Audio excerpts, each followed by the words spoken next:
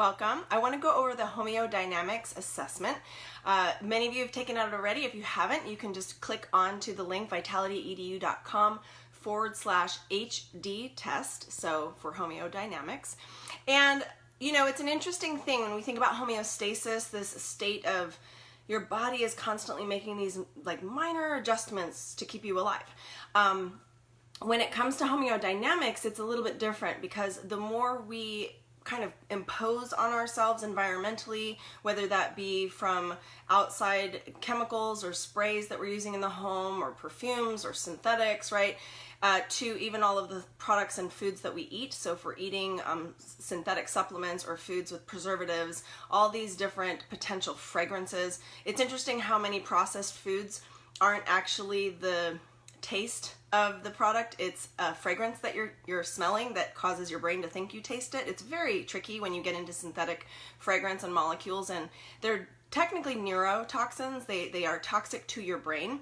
And so when you get into understanding homeodynamics, it's this kind of state of flux where your body could be under too much stress or under duress, right? And we want to look at 5 areas. And you know, it's an interesting thing to take a test without any answers, and this one has no answers. So I want to be clear with you, is that this is a test for you to take to give you a little bit of inside information as to how you are. So it's kind of like an assessment that you would kind of figure out and then determine, are you on the right track or are you on the wrong track?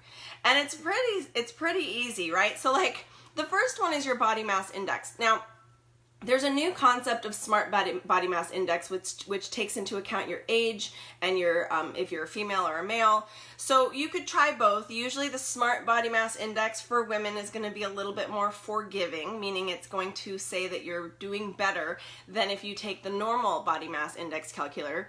So I like to take the normal one.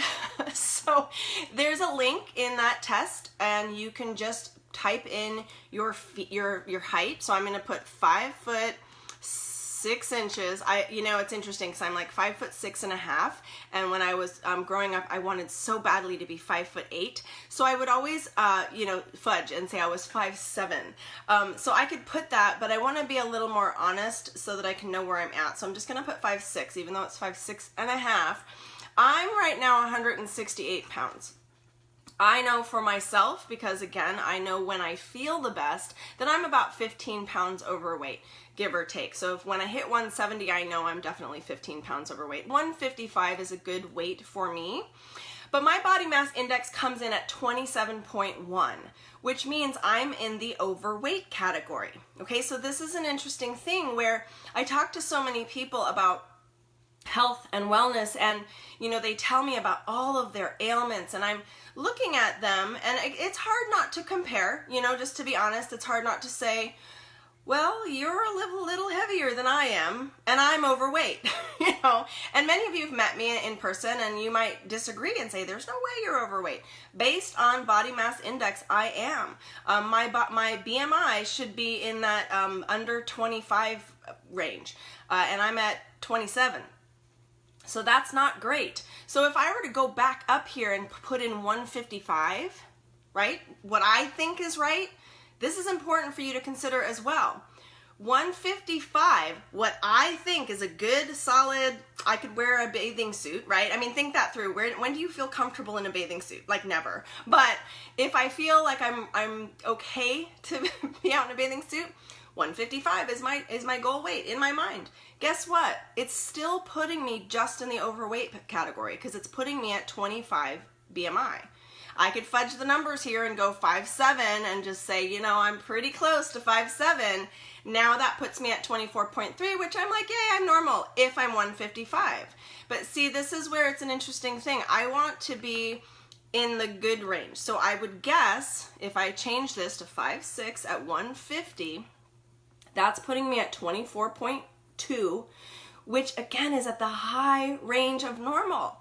So, you know, I mean, it's an interesting thing when you start to do these tests. If you go back to the smart body mass index, and if I put in my age, I'm 46, I'm a female, I'm 5 feet, 6 inches, We're gonna put 168 pounds, calculate. What's interesting is this creates a different calculator that shows kind of a color graph. And I'm sort of in the middle. I'm like low to moderate results. It might, you know, same with the 27.1, but because this is basing it off of other things, it's saying I'm pretty good. So, you know, it's just up to you. I feel like the first one, the second one that I listed, the normal body mass indicator index calculator is, you know, it's going to give you a black and white answer. The smart body mass indicator is going to give you a pretty color chart that will maybe make you feel better. So that's up to you, and I think you should play around with the numbers, see what puts you in a good range where you're in either the green for the smart body mass, you know, you want to be in that solid green area. Some of you are too thin, so that's going to go the opposite way and help you understand like what would be your goal weight. Okay. And then if you wanted to go down to question number 2, what is your healthy weight range? And this is an interesting thing because like for my husband, we did this, and it's a little bit difficult to kind of say he would be so skinny at the weight that they put him at, right? So I think this just depends, but this is based on just your weight and height chart. So at 5'6", there goes my normal weight would be 118 to 148, which is interesting because I remember in high school, my very skinniest self, where I didn't have any flab on my stomach, was 118. I remember that number very clearly. And 148 specifically in my mind is I could totally wear a bikini. So it's an interesting thing to see, understanding what normal weight range is compared to overweight puts me at the 155 to 179, which I'm always floating around in. So it's just, to me, kind of one of those things where it helps. I think all of this just helps us get a better, more clear understanding of where we should be. Okay. The other thing, number 3, is to what is your resting heart rate? And your resting heart rate, you could feel your inner wrist, or if you know how to get your pulse on your neck, and count each beat for 15 seconds. So you need a stopwatch so that you can do the 15 seconds while counting. And then you're going to multiply that by 4, and that's going to calculate your resting heart rate. Now remember, a normal resting heart rate for an adult is between 60 and 100 beats per minute. A sleeping heart rate is different than I'm working out heart rate, but you just want to determine this. And what I'm going to encourage you guys to do, I've given you a couple links for the first 2 questions, but for the next ones, I'd like you to do a little bit of recon, right? I want you to start becoming your own best advocate. So what that means is, what does that mean? If your resting heart rate is lower or higher than 60 to 100 beats per minute, I want you to look up on Google, what does that mean? And you can, because you are your own person, you can look up what essential oils or natural healthcare products help with your heart rate, with circulation, with blood pressure, right? With cholesterol. I mean, anything that has to do with blood, you can look up on your own, and you can use a desk reference. You can use just Google. I mean, I found that there's so many different ways to work this, but one of the things in week 2 that we're discussing is certain essential oils internally and how to use them internally, and what those essential oils can do for you. And one in particular would be peppermint. And so I've got my little peppermint oil right here. Peppermint Vitality used internally can help circulatory things. So it can actually help balance out and help just your general health of your circulation. So it's really interesting when you get into some of these things. Okay, what is the pH of your body? So I'm wondering how many of you were able to buy some pH testing strips. And typically you can do it one of 2 ways. You can do it with your urine or with your saliva. And you never want to do it directly in your mouth or in your urine stream. You want to collect a sample. So the best is right when you wake up in the morning. Don't drink anything, don't brush your teeth, don't go to the bathroom. Like, you should collect your urine from your wake up, and then you should collect your saliva from your wake up. So usually having a spoon and like a little disposable cup is a really useful thing to have in the morning. And then you can just spit into a spoon and dip one of these little guys into the spoon and just let it sit there for about 15 seconds or so. And then do the same with the little pea cup. And then there's always a chart on these to show you, you know, where you're at. I have found that the best thing to look for, really your spit is going to tell you a little bit more accurately. A lot of times urine, because it's building up overnight, can look very acidic. But what I encourage you to look at more closely is how orange is the top bar, and then the green, is it more blue? You're trying to pull it over. You don't ever want to be too alkaline. That's bad too. But oftentimes it's confusing because it's like the shades are so close. So I have found it's good to look, is the orange a slightly greener color, or is the orange more like orangey color, like on the red side? So I'm looking to see if the orange bar, the orange square at the top, has just a little bit more green than orange, if that makes sense.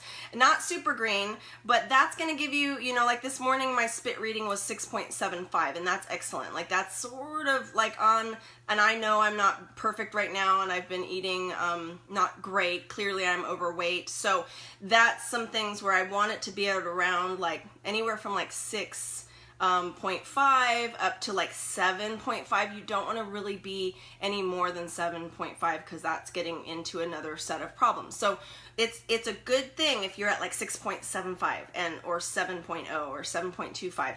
If you're at 6.5, still great. Even if you're at 6.25, you're, you know, just consider maybe what you ate last night, all of that stuff. So I encourage you guys to do this every once in a while. Don't obsess about it, but we're going to help you through this challenge create a more pH balanced body.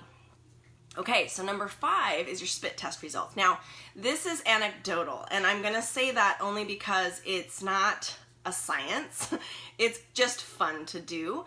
And basically you just collect saliva as much as you can in your mouth in the morning is better, and spit into a glass of water so you can see through.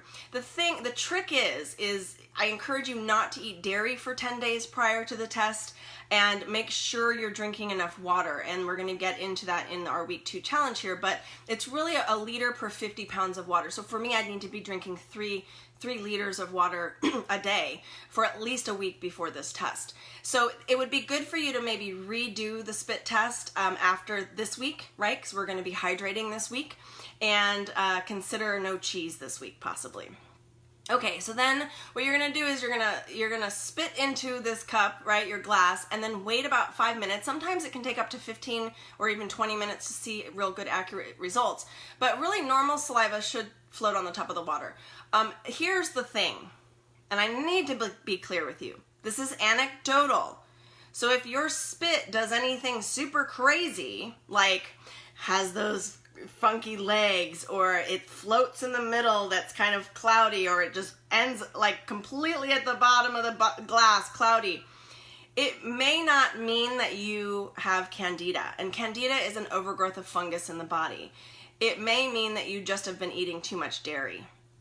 It may mean that you're not hydrated enough. Okay, so it's very important not to freak out over this test, okay, because it is anecdotal. But if you have been super hydrated, well hydrated, if you have been, not eating any dairy whatsoever, and dairy is in a lot of things. So just, consider that 10 days, consider even just this week going dairy free and hydrating enough. Then try the test again before you start calling your doctor. But you can. I mean, it's something interesting that if you feel like, man, I have tried this several times and I feel like possibly I have candida, this is a good kind of self-test to indicate, to say, hey, I'd like to go in and just get some quick tests. You'd be surprised at how many people are living with black mold and they don't even know it, and it is contributing to their health, meaning fatigue and other things. Every day I get someone saying, oh my gosh, I actually just found out that I've been living with black mold and we're now dealing with the consequences of that. Okay, so just know that it's something to consider. And candida overgrowth in the body wouldn't necessarily mean you were living with black mold. It's from other things as well. And so there's, the doctor can look into that for you and see. So these are just 5 little things to kind of give you an indication of some general areas of wellness. So hopefully this has been helpful to you and you're able to do that. If you go to vitality.edu.com/HD test, that's going to give you this test, and you can download this as a printable PDF. You can also then join the wellness challenge through there. So if you're brand new and haven't gotten started yet, just start on day one. Watch the intro video and then watch the week 1 video and do the challenge and move through it one day at a time. So we're glad you're here, and I'm excited that you're thinking about doing this challenge, and that if you have been doing the challenge, I'm excited you've been doing it. So, all right, we'll see you guys soon. Bye.